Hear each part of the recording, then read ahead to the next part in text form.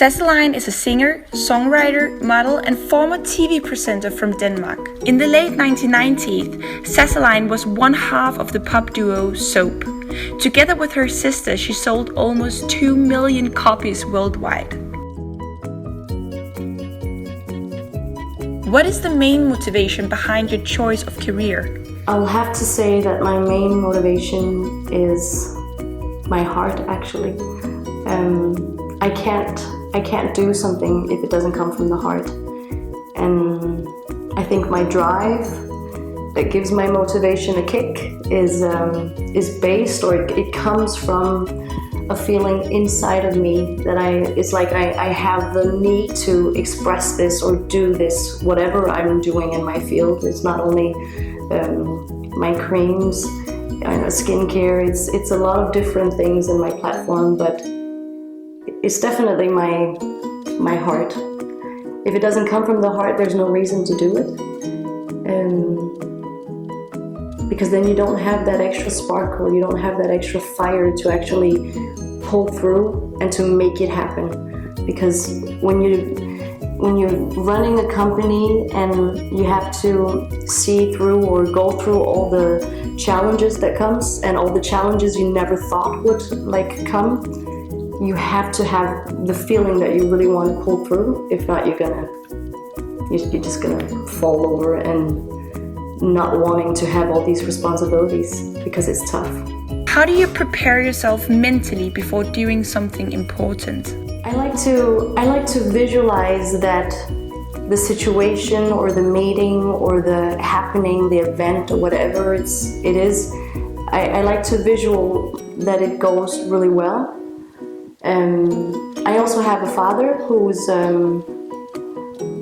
working with NLP, and previous in my life, when I've had any situations where I've been nervous or where I really didn't know if I could pull through, I've used him because he does the same. He takes you through with NLP. He takes you through a visual, it's a state of mind. You put yourself into the situation before it happens, and you try to visualize what is going to happen and what are you saying and how are you acting, how do you see yourself, are you powerful, are you content with yourself, all these different situations that you see yourself from outside, but you also try to feel your feeling when you feel nervous standing on stage.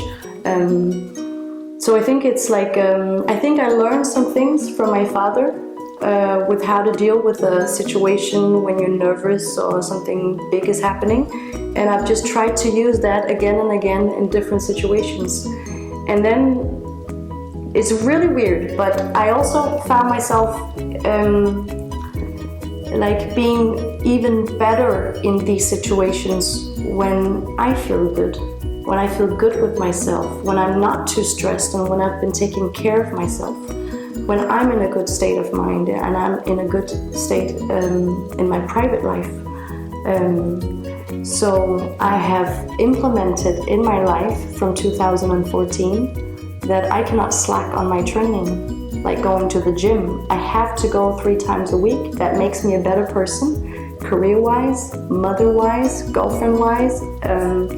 In all different aspects, I'm a better person when I train, because when I train, I get to focus, or I get to burn some kind of energy, or if I'm stressed, I get to really work with myself and my body. I get focused. I get focused up here, and I have the extra energy, and I'm like, okay, I'm ready to do this. What does authenticity mean to you?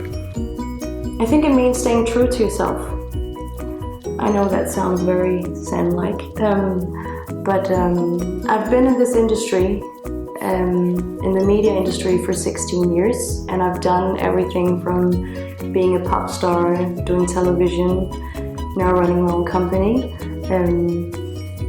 But in that period of 16 years, you meet people or bosses or people who think you should look like a star, or you should appear in this way, or you should say it like this, or you should act like that, or everybody always have opinion about how you should do stuff or how you can do it better. And one thing is criticism, and you can use that and change it around and use it for the better so you can get better. But I've also tried the other side of getting offers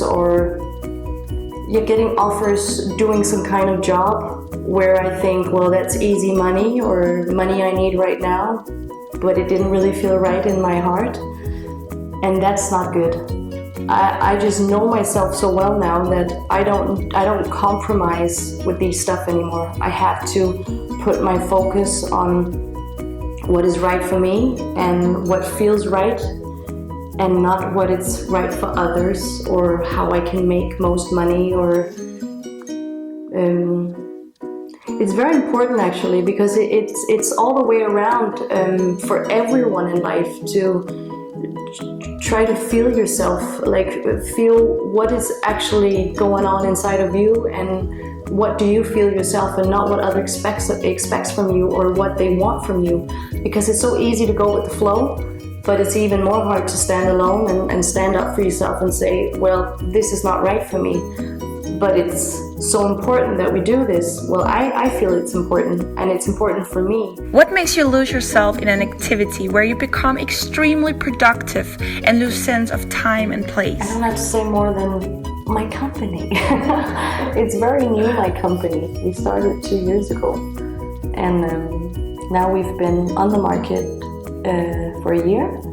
We have 50 shops selling our products, and I lose myself in it every day almost. Like, I work in the daytime, but I make sure to pick up my son from kindergarten early, like 3-4 o'clock, and then I spend the day with him until he has to sleep around 8-9 o'clock. And then I'm sitting in front of my computer and working until 12 or 2 at night, and that goes on. And that's been my life. I'm not very social with friends or with outings and events. I'm not really going to town anymore on Friday and Saturdays. Really boring.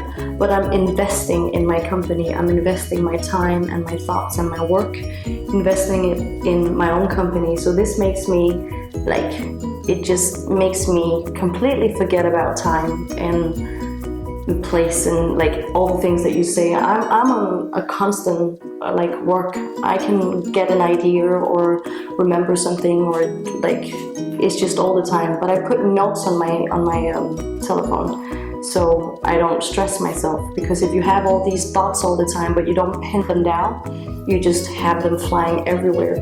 So I have these 2 boards with a lot of things that I pin, so I remember them and I remember to follow up on them. So I have to say my business, and it's because it's mine. If it wasn't mine, if I was working for someone else, I don't think I would have the same power or the same, I wouldn't want to work as much. Then I would spend the time with my son.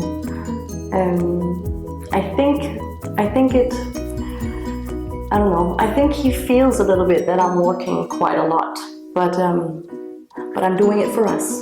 I'm doing it for him and me, and that we have a bright future. So I'm still a good mom.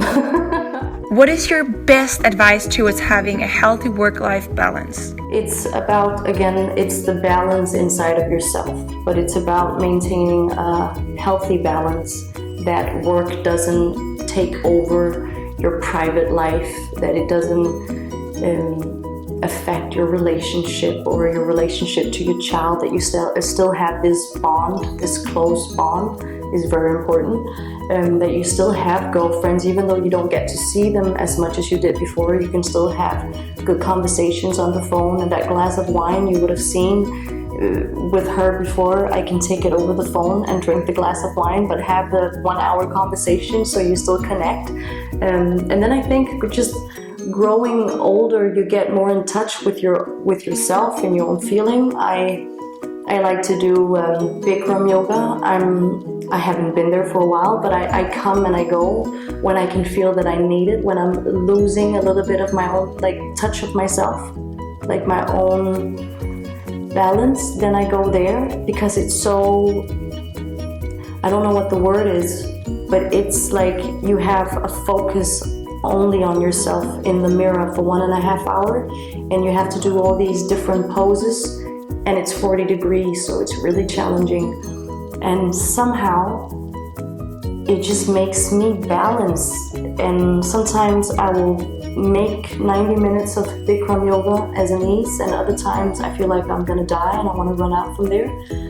But it's actually there you feel that you're moving some of that weight that went that way, the wrong way, and you're weighing it back.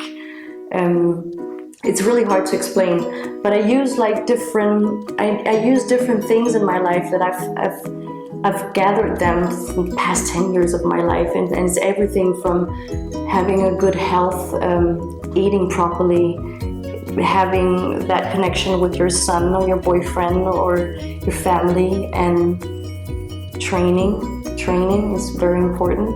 But that is, all of it is a balance for me. Sleeping, and sometimes laying down, putting on a meditation,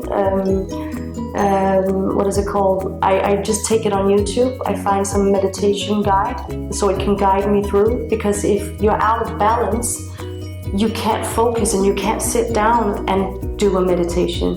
So sometimes you just need help, and it's also about just asking for the help, or taking the help, getting the help, and not being sad or afraid, or I don't know what the word is, but you can have like your pride that you don't want help from others, and I think that's a big mistake. You should get all the help you can always, and try to balance that way. Try to.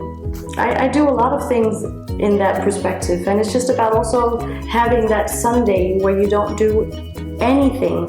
You're not a mom, you're not a girlfriend, you're not a boss or a CEO, you're not anything, you're nothing for nobody, but you're just by yourself.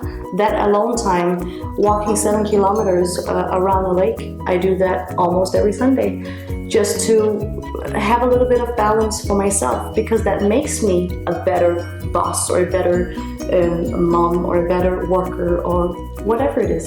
It makes me much better all the way. But it's about listening to yourself. If you're not afraid for those inner voices, as many demons as we have, we also have the angels taking care of us. So I think it's about listening and weighing that.